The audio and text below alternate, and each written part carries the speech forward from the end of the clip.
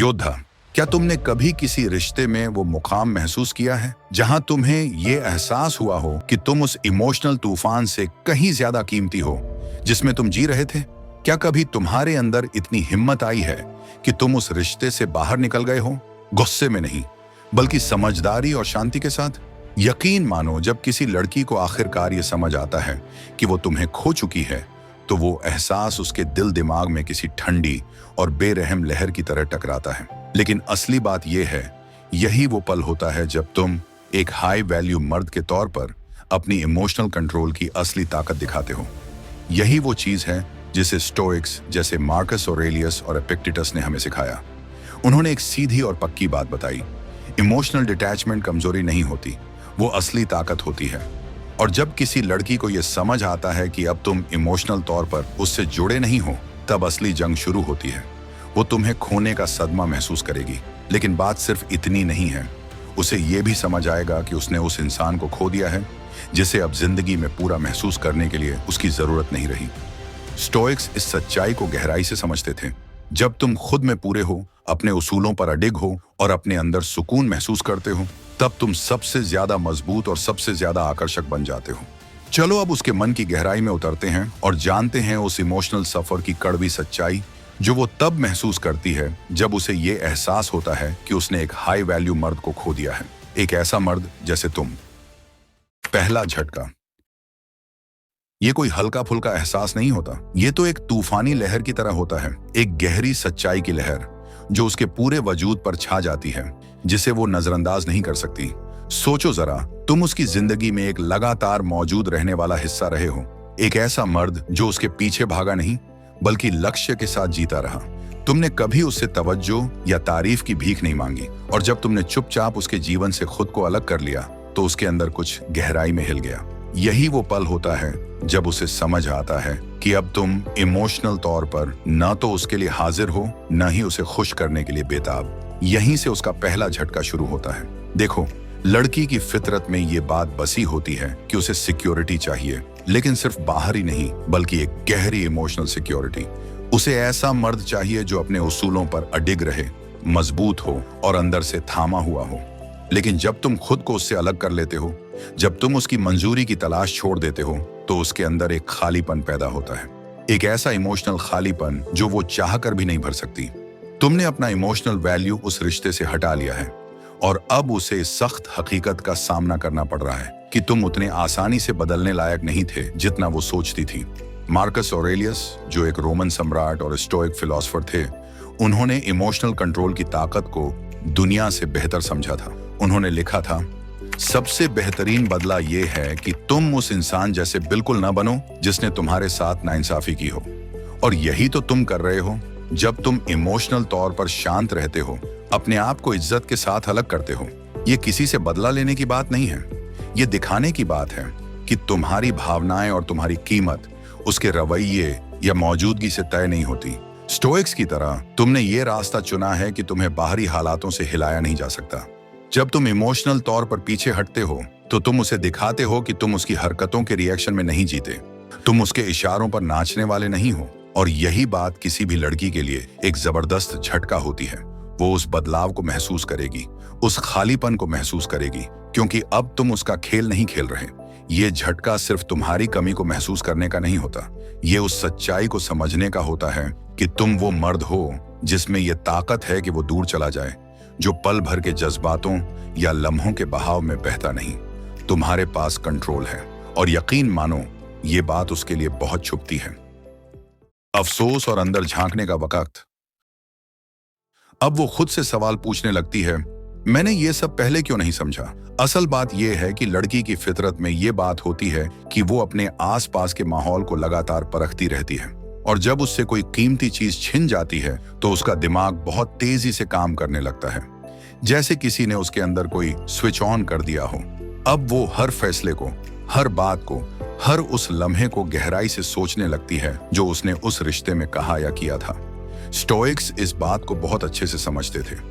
Marcus Aurelius ने लिखा था, आत्मा अपने विचारों के रंग में रंग जाती है। जब कोई लड़की तुम्हें खोती है तो उसके विचार अंदर की ओर मुड़ने लगते हैं। वो सोचने लगती है कि उसने तुम्हारे साथ कैसा व्यवहार किया, कहीं उसने तुम्हें हल्के में तो नहीं लिया, या फिर वो तुम्हारी अहमियत पहले क्यों नहीं समझ पाई?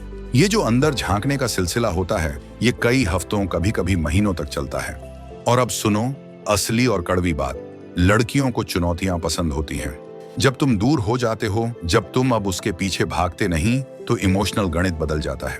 अब वो ये सोचने लगती है, क्या मैं बहुत बेरुखी से पेश आई?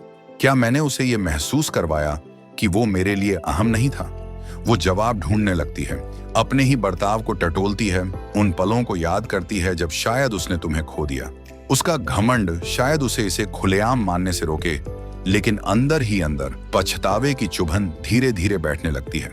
ये मत सोचना कि हर लड़की इन सब एहसासों से अछूती रहती है। यहाँ तक कि जो लड़की बाहर से बहुत मजबूत, हाई वैल्यू और इंडिपेंडेंट दिखती है, वो भी कभी न कभी अपने बर्ताव पर सवाल उठाती है और सोचती है, आखिर क्या गलत हुआ? लेकिन बात ये नहीं है कि तुम उसे उसके किए पर पछताने को मजबूर करो।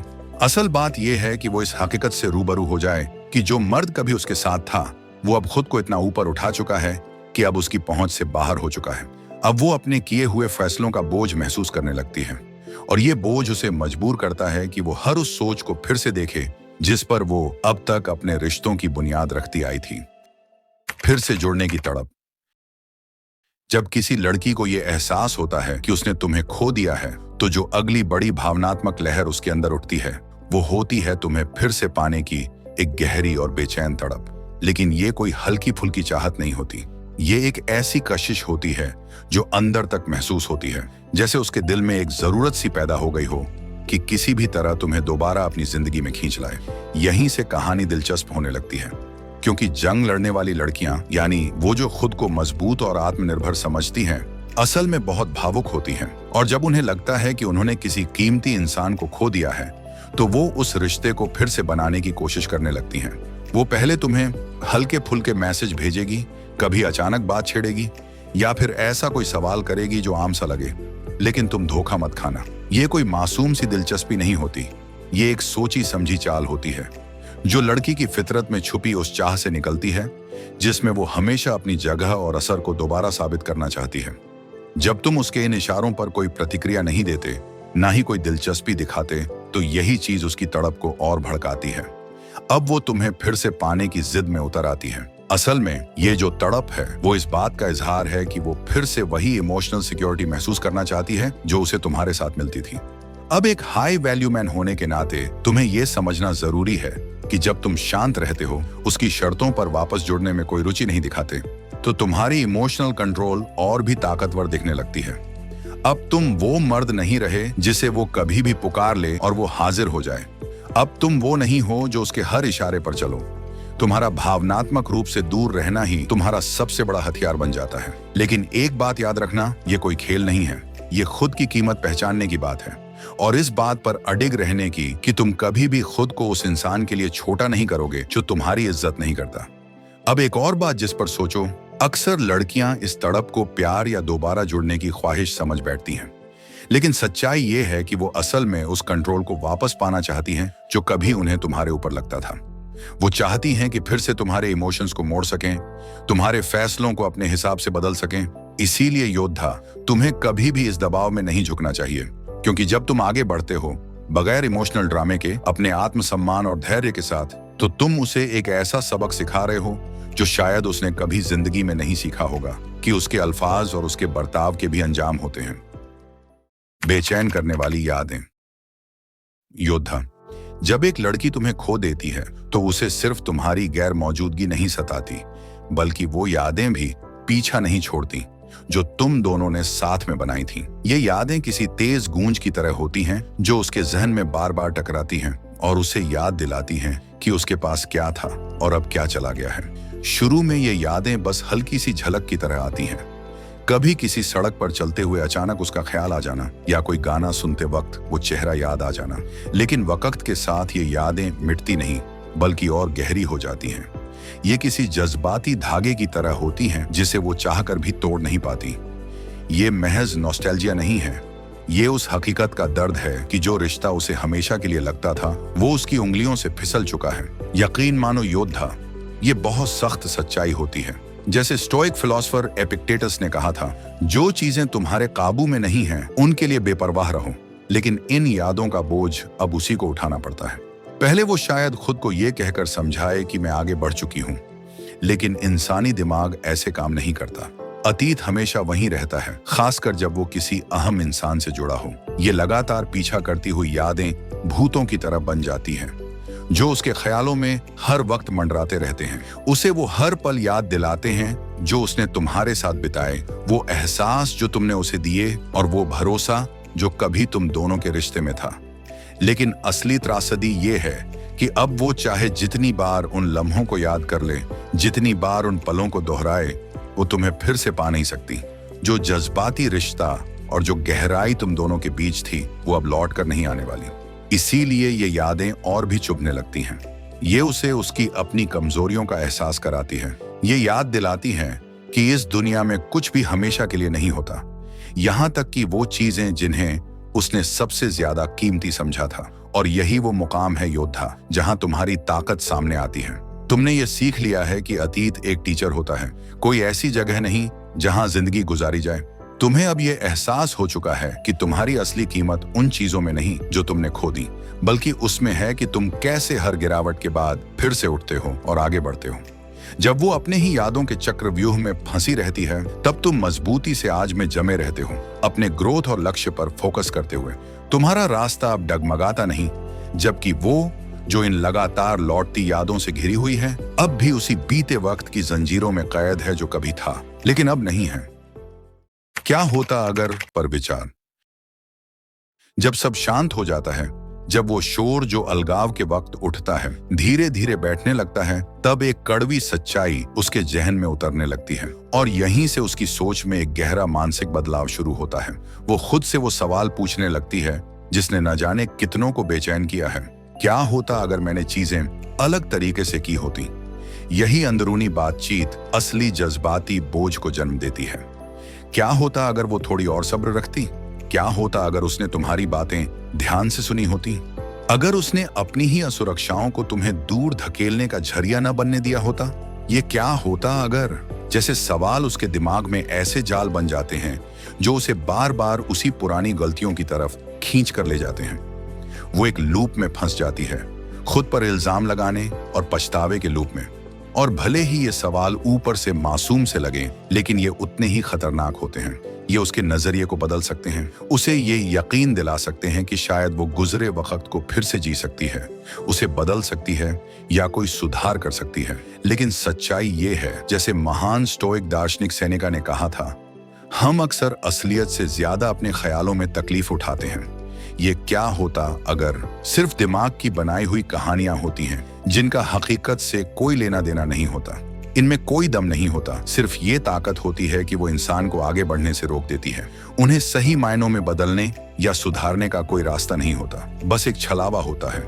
योद्धा, तुमने पहले भी देखा होगा, जब मर्द जो हो सकता था उसमें अटक जाते हैं तो उनका ग्रोथ रुक जाता है। वही बात यहाँ भी लागू होती है। जो लोग हमेशा क्या होता अगर में अटके रहते हैं, वो ना आज में जी पाते हैं, ना आने वाले मौकों को पहचान पाते हैं। वो खो जाते हैं एक ऐसे भूतकाल में जिसे कोई दोबारा जी नहीं सकता। और यही जगह है योद्धा, जहां तुम्हारी स्टोइक ताकत सामने आती है। तुम अतीत में नहीं अटकते, तुम फजल के अंदाजों और फालतू सवालों में नहीं उलझते। तुम्हें पता है कि जो बीत गया वो बीत गया, और अब जो है वही मायने रखता है। तुम आज में जीते हो, पूरी जागरूकता और मकसद के साथ। जब वो लड़की क्या होता अगर की मायावी दुनिया में खोई हुई होती है, तुम आगे बढ़ते हो अपने मकसद, अपनी कीमत और अपने सिद्धांतों के साथ। तुम उसी हिकमत और समझदारी के साथ जिंदगी जीते हो जिसे स्टोइक फिलोसफर्स ने सिखाया था। अपनी खासियत को समझना। जब उसके जज्बातों का धुंधला सा कोहरा धीरे धीरे साफ होने लगता है, तब वो आखिरी मंजिल तक पहुंचती है, एक एहसास की मंजिल तक। ये समझ कि तुम अलग हो, तुम्हारी कोई जगह नहीं ले सकता। योद्धा, इस बात को समझो, जब तुम एक ऊंचे दर्जे के इंसान बन जाते हो, जब तुमने खुद को अनुशासन, समझदारी और जज्बाती संतुलन से तराशा होता है, तब तुम्हारी गैर मौजूदगी कोई आसानी से नहीं भर सकता। जब उसे ये बात समझ आती है, तो ये सिर्फ तुम्हारी कमी को ऊपर ऊपर से महसूस करने की बात नहीं होती। ये उस जुड़ाव को महसूस करने की बात होती है जो उसने तुम्हारे साथ महसूस किया था। वो एहसास जो किसी और के साथ कभी नहीं हो सकता। कोई और मर्द वैसी समझ, वैसी अंदरूनी मजबूती वैसी मौजूदगी नहीं दे सकता जो तुमने दी। यही बात तुम्हें हर दूसरे मर्द से अलग बनाती है, और जब वो आखिरकार इसे मान लेती है तो उसके पास मान लेने के सिवा कोई चारा नहीं रहता कि उसने कुछ बेहद कीमती खो दिया है। मगर बात सिर्फ उसकी नहीं है, बात तुम्हारी भी है। तुम्हारी खासियत इसी में है कि तुमने जिंदगी जीने का हुनर अपने उसूलों पर खड़े होकर सीखा है। तुम ना तो पल भर के जज्बातों में बहते हो, ना ही छोटे मोटे चाहतों में उलझते हो। तुम मजबूती से खड़े रहते हो, ठीक वैसे ही जैसे स्टोइक दार्शनिक किया करते थे। अलेक्जेंडर द ग्रेट को याद करो, जिसने अपनी कीमत को समझा उस अंदाज में जिसे बाकी लोग दूर से बस सराह ही सके। उसने कभी औसत चीजों से समझौता नहीं किया, और तुम भी नहीं करते। तुम अपनी ही बनाई हुई राह पर चलते हो, एक ऐसा रास्ता जो दूसरों की मनमर्जियों के आगे नहीं झुकता। और यही है असली पहचान, योद्धा।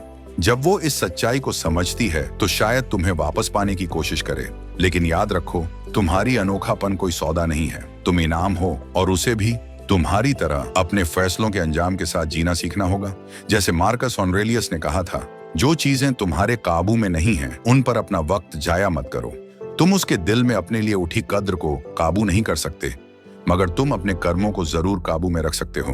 और तुम्हारे कर्म तुम्हारे किसी भी बोल या अफसोस से कहीं ज्यादा असरदार होते हैं। योद्धा, मैं तुम्हें एक ताकतवर बात देकर छोड़ना चाहता हूँ। जब कोई लड़की ये महसूस करती है कि उसने तुम्हें खो दिया है, तो ये सिर्फ हैरानी या पछतावे की बात नहीं होती।